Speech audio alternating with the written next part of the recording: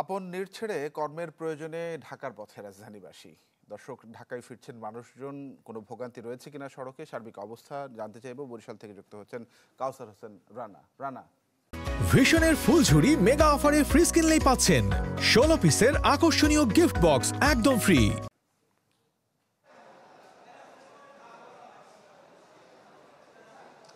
তানভীর, ঈদ শেষে এবার কর্মস্থলে ফেরার পালা এবং তারই ধারাবাহিকতায় এই মুহূর্তে বরিশালের নতুলাবাদ বাস টার্মিনালে বেশ যাত্রীর ভিড় দেখা গেছে। সকাল থেকে যাত্রীরা আসছেন এবং তারা কিন্তু তাদের কর্মস্থলে যাওয়ার জন্য ঢাকামুখী যে যাত্রীরা তারা কিন্তু ভিড় করছেন কাউন্টারগুলোতে। আমরা এসে যেটি দেখেছি সেটি হচ্ছে যে সাধারণ যাত্রী যারা রয়েছেন, যারা কয়েকদিন আগে থেকে টিকিট বুক করার জন্য চেষ্টা করছেন, সেই সব বাসে কিন্তু টিকিট পাওয়াটা কিছুটা কষ্টকর হচ্ছে। তবে যেসব বাস তাৎক্ষণিক কাউন্টারের সামনে এসে রেখে সাথে সাথে চলে যাচ্ছে বা মালিক সমিতির যেসব বাস রয়েছে সেসব বাসে কিন্তু তাৎক্ষণিকভাবে সিট পাওয়া যাচ্ছে। অর্থাৎ অগ্রিম বুকিংয়ের যে বিষয়গুলো সেগুলোর ক্ষেত্রে সিট পেতে কিছুটা দুর্ভোগ পোহাতে হলেও তাৎক্ষণিক যেগুলো বুকিং ছাড়া যায় সেগুলো কিন্তু টিকিট পাওয়া যাচ্ছে। এবং ঢাকা থেকে আসার সময় যে অতিরিক্ত ভাড়া নেওয়ার একটা অভিযোগ পাওয়া গিয়েছিল, এই ক্ষেত্রে আজকে কিন্তু তেমন একটা অভিযোগ নেই, যেহেতু যাত্রীর চাপ খুব বেশি নেই, মোটামুটি রয়েছে।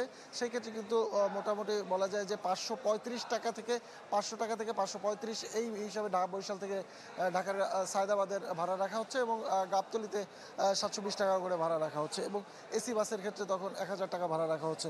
অর্থাৎ ভাড়াটা মোটামুটি সামঞ্জস্য আছে বলে যাত্রীরা কিন্তু সন্তুষ্টি প্রকাশ করেছে।